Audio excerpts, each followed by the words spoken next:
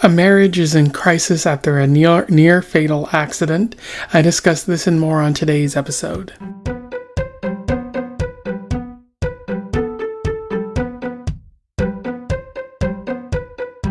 Welcome back to Around the Weird, a booktube channel where I talk about all the unusual and out of the ordinary literature that I have found on my travels. So today I want to talk about a short story that I read because it is Short Story Tuesday, and it's also Black History Month, so I want to talk about a Black writer.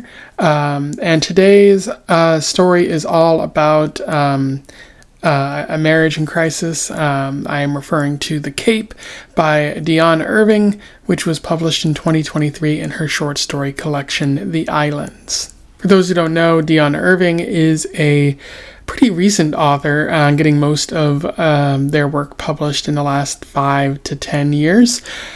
She is a Black Canadian American.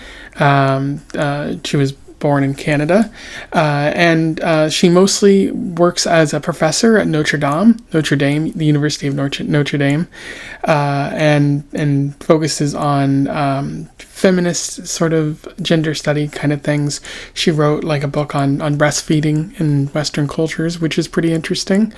But she's also written a couple of short story collections and short stories in general, which seem to be pretty interesting. And I think she even won an award or was shortlisted for an award for the short story collection, The Islands, which is where this one comes from today. So pretty excited to have found this, found this writer.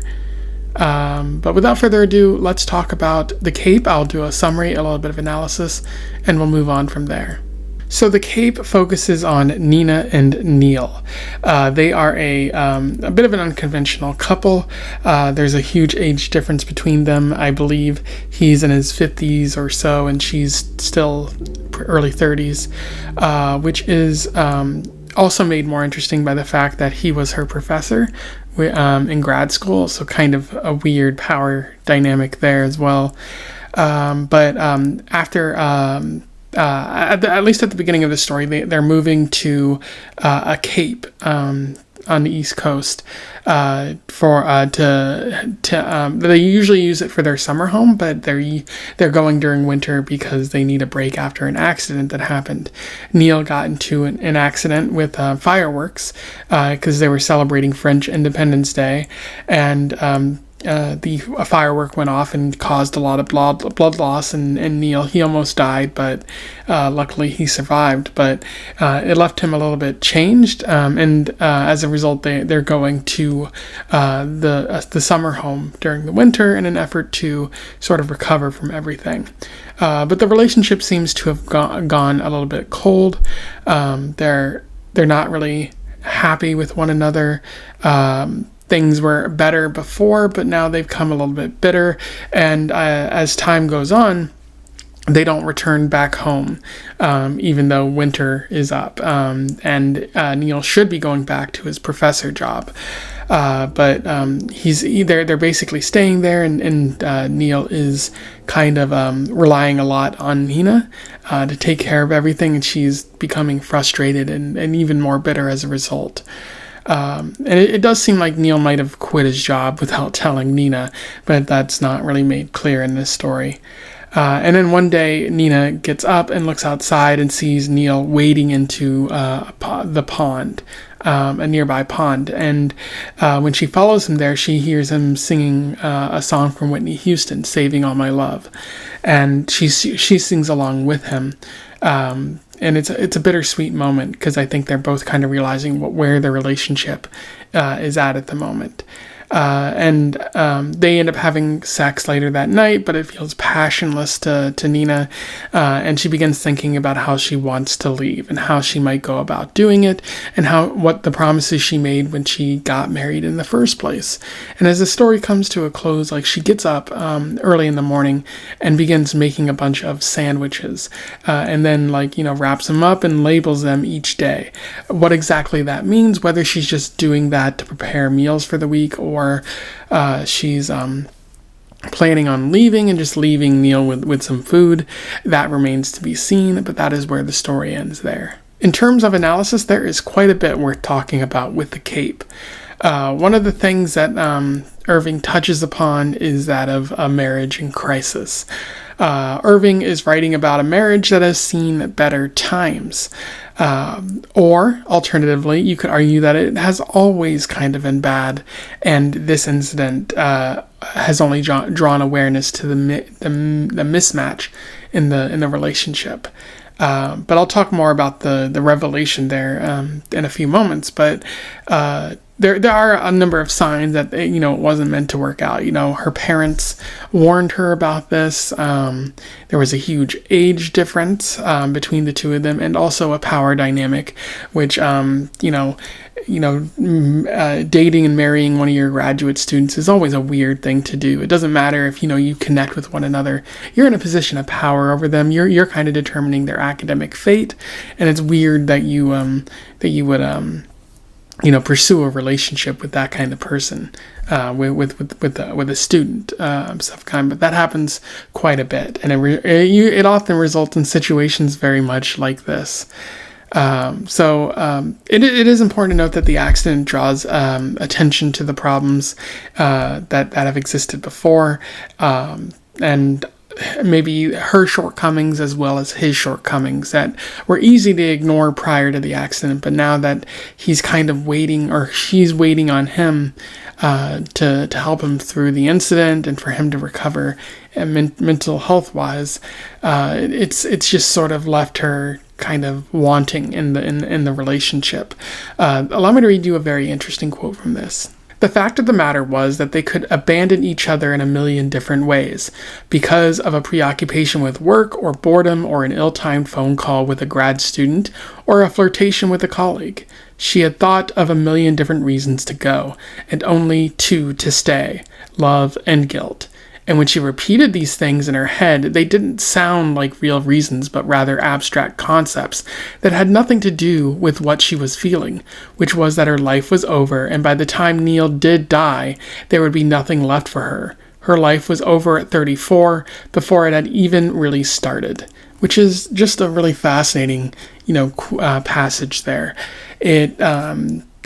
It highlights a lot of problems, like how she's leaving, and be very easy to leave and cite a million different things to do it, but primarily she feels like she's just sort of waiting on him to die, and then who knows what's going to happen for her afterwards. But it's kind of evident she thinks this was a mistake, and also if you feel like your life never really started and whatnot, and it's because of the person that you claim to love, that really highlights, a lot of damning things about the relationship, and how it's probably best not to be in that relationship right now. I think Irving is doing a really good job of highlighting a lot of complicated and very not so savory emotions that are going on in this situation, not only for Nina, but also for Neel. Like we're seeing the story from Nina's perspective, but there's a lot going on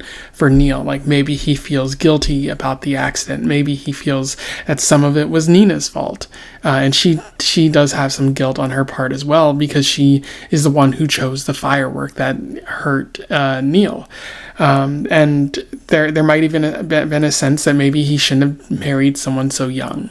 A lot of guilt, a lot of frustration on his part, and it's a very unsightly kind of picture that we're looking at there, where nobody really looks good, but also nobody really looks bad. You kind of understand where everyone is maybe coming from, but it's very clear that this relationship isn't really working, and they do want to try. They do want to repair it. You see them when they're at the pond in this story.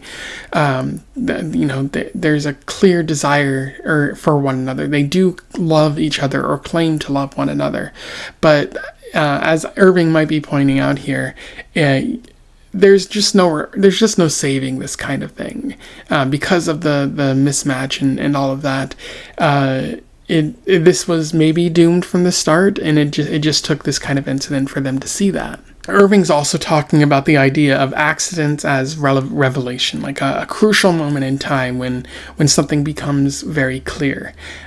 Which the crucial moment in this story is the firework accident, and it highlights a problem that has always sort of existed beneath the surface. I talked a little bit about that with the marriage in crisis, but I do like how Irving uses that point in the story. Like all the factors convene on this one moment, and essentially this is like a make or break moment for the marriage. It's most likely going to break it. And Nina's even thinking about like, for sickness or in health, and like this would be the moment that would kind of test that vow in the marriage of whether you're gonna truly be there for the person. But of course, like if this moment is making you realize, oh, maybe I never really loved this person, then like that would be a good sign that maybe you shouldn't be there, but also that like, okay, it's probably a better thing to break that vow. Like if you feel that you're not going to be there for that person always, or if you're not happy in that relationship, it's not healthy for you two to be there. And you certainly both of you could find love kind of elsewhere. Although I will point out that Nina is dealing with a lot of guilt because she knows this is going to end, but she doesn't want this to be the reason that she ends things. Like, oh, your foot almost got blown off and you almost died from that accident. I want to break up with you. I want to end our marriage. Like that kind of makes you look bad. And like, even though Nina has good reasons behind it, like it's not a good look. It's certainly going to mess with your head and mess with Neel's head too. But again, the bigger problem is staying in a relationship longer than you should.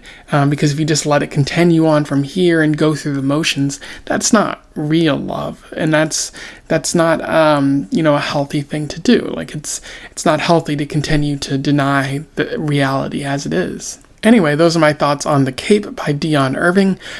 Pretty solid short story. Definitely recommend it for you out there. I'll put a link to it in the description. Go ahead and read it and let me know your thoughts in the comments below. I do think maybe the story kind of suffers, at the end with this sort of abrupt ending, like maybe more elaboration. But I guess, not everything kind of needs to be spelt out sometimes. But I think that would have made the story kind of stand out a bit more, and maybe a bit more characterization of the two people involved here, because we're not really told a lot about Neel. It's really from Nina's perspective, which I guess is sort of the intent there, and we can't deny that. But yeah, let me know what your thoughts are. Otherwise, don't forget to like, share, and subscribe so that more people can find out about this short story or this author if they don't already know. And until then, I wish you the best of luck in your weird and potentially getting a divorce travels. Hopefully not, though. Farewell.